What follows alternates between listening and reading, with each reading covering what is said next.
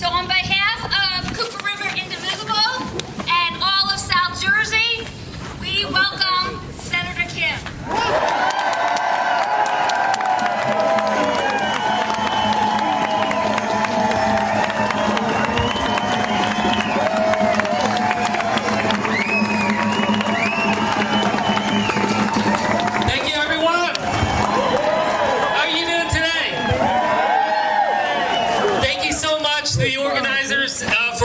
Together. Thank you for that kind introduction. I felt like she was going to say my GPA and my SAT scores. But look, I'm proud. I am so happy. There's nowhere I'd rather be than in Camden today, which is why I had to be here. I had to be with you. I did. We got invitations all over the state, but I said, no, I want to be right here. This is the town, this is the community that gave my family so much of a chance. My father just worked just a couple blocks from here. He was a medical researcher down the street here in Camden. We were raised just 2 towns over. And so this is the community that welcomed us. I'm a son of immigrants. 50 years ago, my parents immigrated to the United States. Can you do me a favor? My mom is backstage. Can you give her a big hand?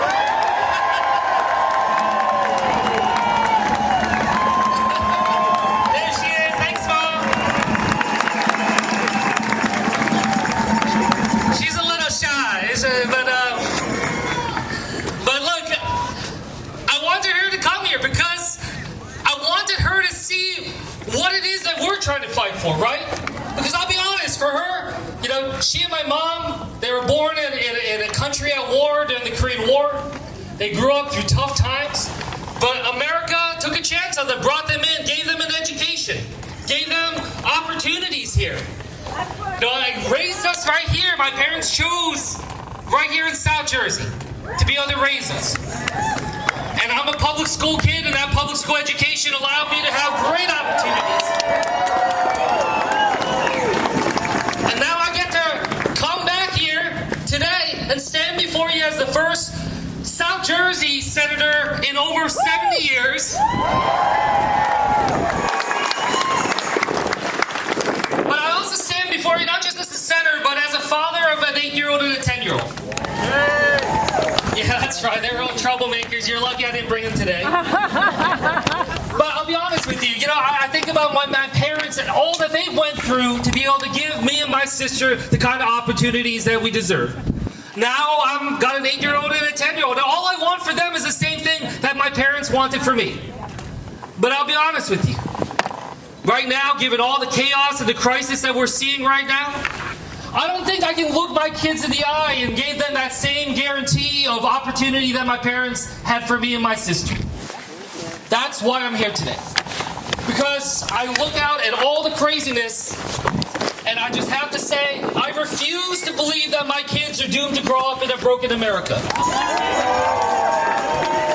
I refuse to believe that my kids' future is going to be shaped by Donald Trump and Stephen Miller. I refuse. They deserve better, and you deserve better. For you, your kids, your grandkids. We are here right now because these are dangerous times. These are dangerous times in this country. I've been down there fighting the fight over the last year and some with this Trump administration. Just the other day, was there at the Capitol till 3 a.m. trying to make sure that we could stop them from trying to funnel billions of dollars more to ICE.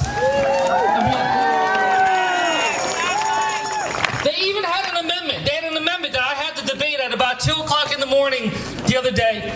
And I kid you not, the amendment was to give 10 years worth of funding to ICE. Can you believe that?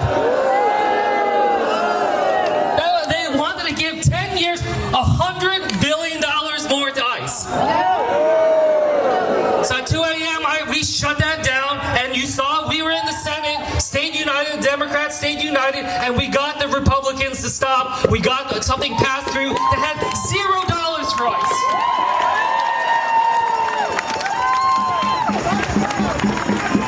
And look, I get it. Speaker Johnson, he cares more about his job than he cares about the jobs of TSA agents and other people right now that are government workers.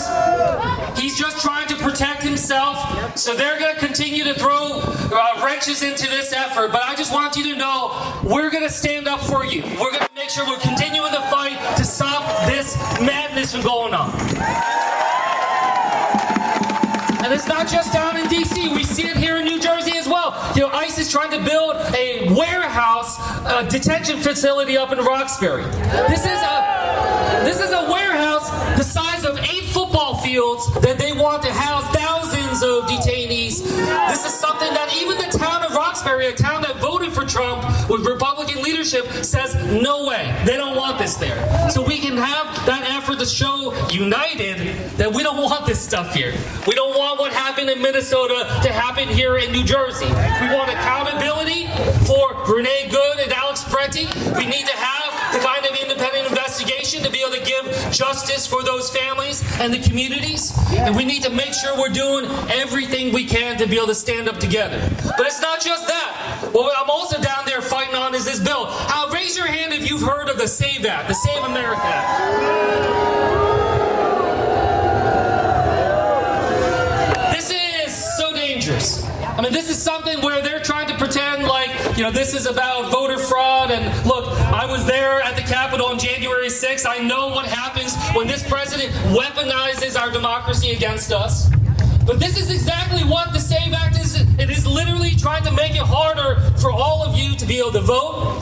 To try to, one provision that's not talked about is they tried to push an amendment that would essentially end vote by mail in this country. I mean, this is crazy what is happening. Like, why is it easier to be able to buy a gun in this country than to vote in this country? I'm tired of it. Honestly, I'm just tired of it.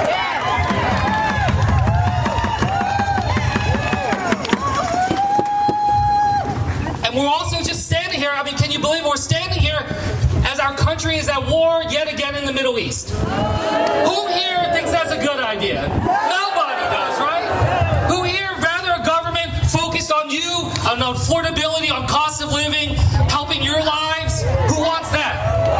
That's exactly what we're doing. Instead, we see this lawlessness, we see this unconstitutional push, and what do they want? They want $200 billion now for this war that the American people didn't even approve. Does that sound like a good idea? I just can't stand this. When I was leaving the Capitol the other day, I was walking out this one door at the Senate, and above the door at the Senate it has one word. It says courage. Courage. Well, I can tell you that is the scarcest thing that I can find down in D.C. these days. It is just absolutely madness right now. Then when you look at Speaker Johnson, does that give you a sense of courage?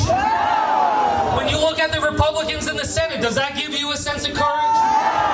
When you look at and watch these stupid and crazy cabinet meetings where you see these cabinet officials literally fawning over Donald Trump like this is North Korea, does it give you a sense of courage?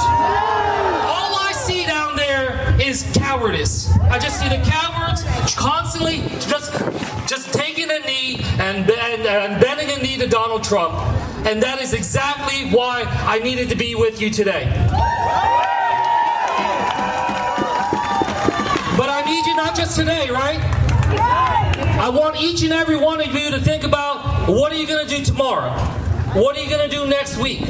What are you going to do next month? What are you going to do as we get towards the most important midterm election of our lifetimes to be able to save this country? Come up with a plan. Each of you come up with a plan of what it is that you can do. You got to fight like it is about our kids, because it is. We know that the next 3 years will shape the next 3 decades of this country, so we have to make sure we're going to give it all that we can. That's right. I promise you, I give you my word as a father that I will do everything I humanly can for my kids, and your grandkids, but I can't do it alone. So just continue to have my back while I'm down there at the Capitol fighting these fights, all of us together. And I promise you, if we do, we will be victorious, and we will be able to have the kind of America that inspired my parents to come here, the kind of America where I want to raise my kind kids, the kind of America that all of you deserves. No kings, democracy for America. Thank you, everyone.